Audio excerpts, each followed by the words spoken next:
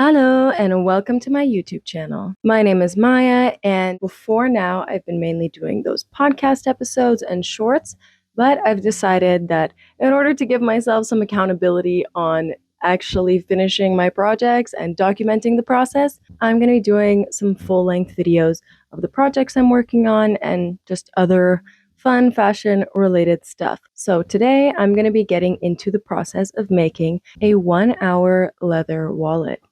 So let's get into it.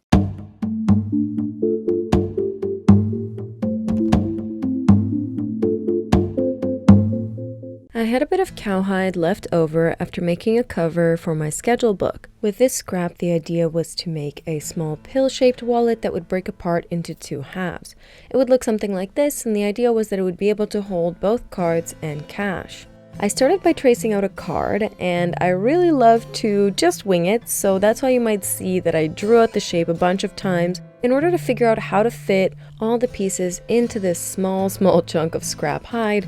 And don't forget, with hide, because it's hair, like fur, there's a direction to it, so you have to make sure that all of your pieces have the hair facing in the right direction. So after cutting out the first set of pieces, I felt ready to get started on tracing them. So rather than measuring them or making a pattern or anything like that, I love to just cut out one set of pieces and then trace them and hope for the best. Now, I learned my lesson the last time I worked with this cowhide in that, as you can even see on camera, it's insanely thick. So this time I was going to hammer through the holes first in order to make sure that I would be able to sew through them. Now, you might be thinking, Maya, why aren't you using an awl, the intended proper tool for this? While that's a great question, the answer is the last time I sewed with this hide, it literally broke my awl. So now I have to do this painstaking hammer it through, pull it back out, hammer it through, pull it back out method in order to get holes that are big enough for me to be able to sew through without brutalizing my fingertips, even though I still managed to brutalize my fingertips with the hammer. And with a final hit of the hammer, these are all done, and it's time to sew these babies up. Now, the sort of thread you would want to use for something like this, in my personal opinion, is a thread that's so strong that if you were trying to rip it with just your fingers, you'd probably chop off your finger before you manage to rip the thread. I'm going ahead and just sewing it back and forth with like an embroidery, I don't know what it's called, but a stitch where it looks pretty on both sides and it just looks like a regular stitch loopy-loop from both sides, and little blanket stitches that I just double up on the last stitches. While I love hand sewing, this little annoyance that tends to always happen at least a couple times during a project drives me insane when the thread gets twisted up. I don't know why, but it just catches those loops and is super annoying. Since the thread is nylon, it's easy to finish by just burning it with a lighter, but I don't know if that's recommended, so maybe don't try this at home. Now, I'm preparing to do some wet molding, basically by wetting the suede inside part of the hide and stuffing it with little cardboard pieces in the shape that I want it to become so that it can basically dry in this stretched out state, and then once it dries it should hold its shape. Just saturating it really with water. I don't know if you're supposed to get it on the hair part, but I love to just try it and hope for the best. Now I'm going to do the same thing for the other pieces, sew them all up and get them ready for the same wet molding process. You might be wondering, why did I think it would be a good idea to make a whole leather wallet from scratch the day of my departure for a 2-week trip? Now let me tell you, I had been planning to do this project all week, but I was incredibly busy preparing my place for guests who were coming, as well as making a pair of shoes for my trip, so I was going a little bit crazy, and this ended up getting put on the back burner since I knew that at worst case scenario, if I prepped all the pieces and got everything ready, I could do the finishing touches on the way to the airport. Now I'm doing the same wet molding process as I did on the other piece, and really stuffing them in there, getting it all in there, soaking it up, and crossing my fingers. Because of how short I was on time, I knew that I would need to get this dry fast, so got my handy dandy heat gun and started blasting. Yes, I was burning my fingers off as I was doing this, but as they say, beauty is pain. After painstakingly drying it out forever, it was finally ready to be demolded and get its finishing touches. Before doing the final details, I wanted to test out how it worked and make sure that it was effective. Now, unfortunately, I wasn't too pleased with the result. At this point, I was getting nervous because the clock was ticking, it was 3:35 p.m., and I was getting picked up to go to the airport at 4:30. So as you can see, there was just barely enough for one piece of a classic card wallet size left of this hide. I really used up practically every single scrap, but good thing I have more leather scraps, which I used to cut out a matching piece for the back of the wallet. Now, I am a gal who loves dangly things, so I wanted to make sure that I could make this wallet dangle off of me too. Using another scrap piece of that thin leather, I glued 2 panels of it together so that it would be a little bit stronger to create a loop for a keychain. Afterwards, I trimmed off the edges so then I could sand it and burnish it to make it look nice and clean just like the rest of the wallet. Then I used some burnishing balm to burnish the edges of that loop. You might wonder why I'm not using a burnishing tool. That's because I'm lazy and I buy things only if I absolutely need them. And I had these wooden dowels around, and since all you really need is a wooden, rounded, smooth tool that's going to create friction, which is what's going to make the burnishing happen. So, works for me. Then I fought my machine for what felt like forever to just get this loop sewn on to that back panel. I wanted to make sure it was strong, so I wanted to glue and sew it, and in the end, after fighting the machine and changing the needle and switching the thread, it finally worked. Then it was time for the moment of truth.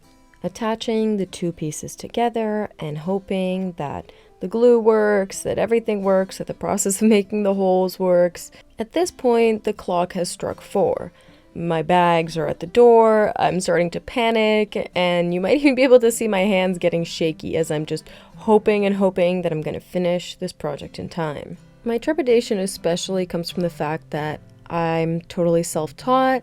I read one blog post about how to do something and trying to achieve the same results with all the materials I already have at home. I tend to try and stick with the things that I already have at home. Like, for example, I did have to get the burnishing cream, but I've got lots of super glue and I've got lots of nails and I've got lots of wooden dowels. So I'll use what I got and hope for the best.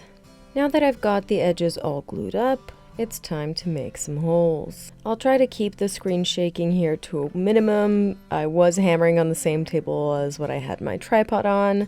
I've learned my lesson, but basically I made the holes the same way as I made them the very first time. After the final hole was holed, I was ready to sand and burnish.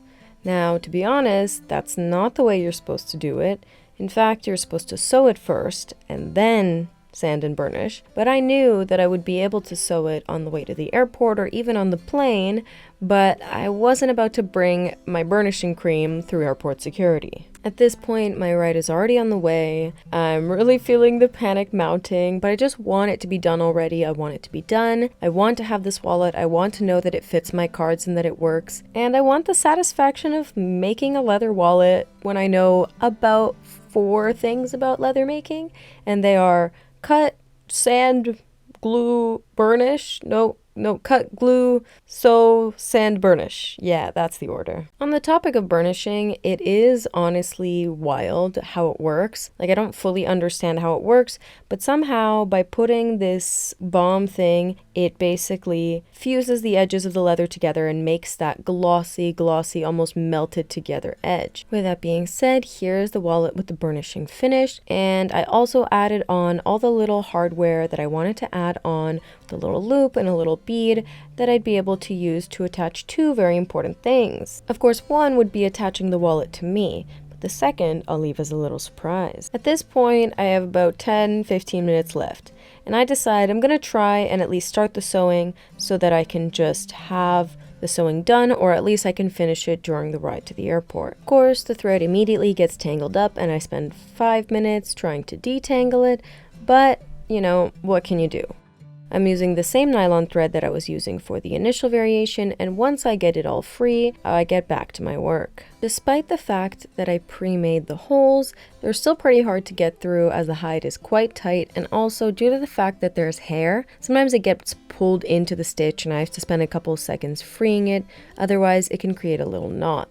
But eventually I get the hang of it. I get a good chunk of it sewn before I leave, and I finish up the rest on the ride. Honestly, I'm glad I started it early because then I didn't have to bring any extra thread with me.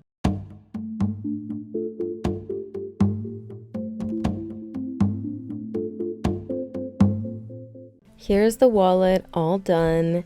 And as you can see, that second thing that was going to be attached to that loop is this little paper clip. Though I intended this to be a card wallet so cash wouldn't fit inside, you do tend to need cash when you're traveling. So I figured it would be pretty useful to have a built-in money clip with this cute little paper clip. This wallet worked so well for my trip, super sleek and easy, and I did think that even though the stitching was a little bit rushed, it was still cute and rustic. Let me know what you think of how this wallet turned out, and thankfully moving forwards, I now have some excellent actual leather working tools that my dear friend Leora passed on to me, so I'm very lucky to no longer have to do the hammering, suffering nails of trying to make holes in the leather and burnishing with a proper burnishing tool. Well, I hope you enjoyed the process of making this 1-hour leather wallet, and let me know if you have any ideas of what I should do with the first attempt. And hopefully maybe it gave you a little bit of information on how to make a leather wallet if you have some scraps lying around. If you're interested in seeing some of my other projects, I have those on shorts and will eventually have more on the channel.